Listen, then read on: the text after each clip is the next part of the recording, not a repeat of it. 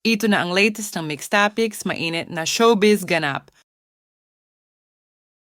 Nagtrending ang kapamilya aktor na si Daniel Padilla dahil napamura habang kumakanta ng hinahanap-hanap kita ng River Maya sa kanyang birthday party.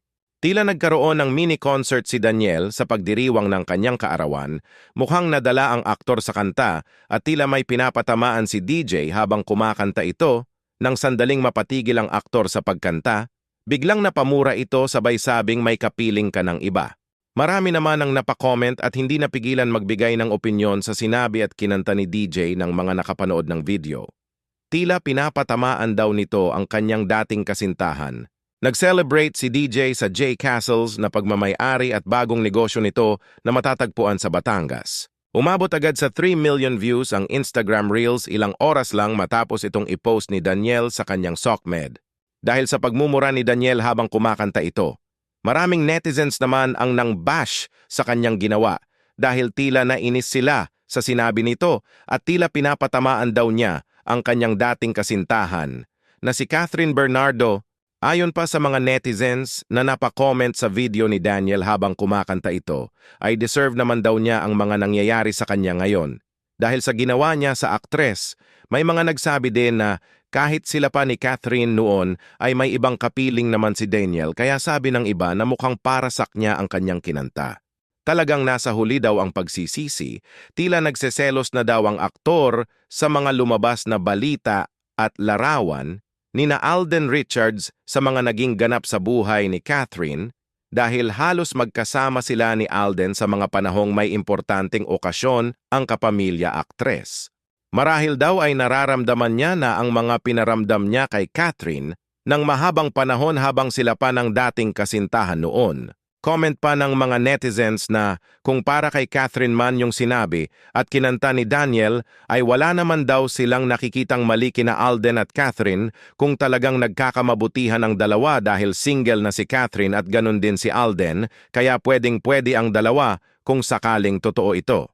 Ayon naman kay Alden noon sa isang interview na pinapanatili nila ni Catherine ang kanilang mabuting pagkakaibigan at may mga bagay din na pang-pribado at hindi na kailangang i-share pa sa social media, dagdag ng kapuso aktor Alden Richards.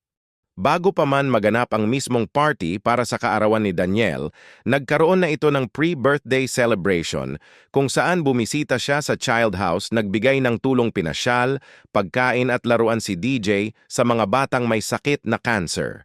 Nagbigay naman siya ng saya para sa mga bata, nag-share din ng kanyang inang si Carla Estrada ng highlights sa kanyang Instagram account ng mga ganap sa pagbisita ni Daniel sa child house.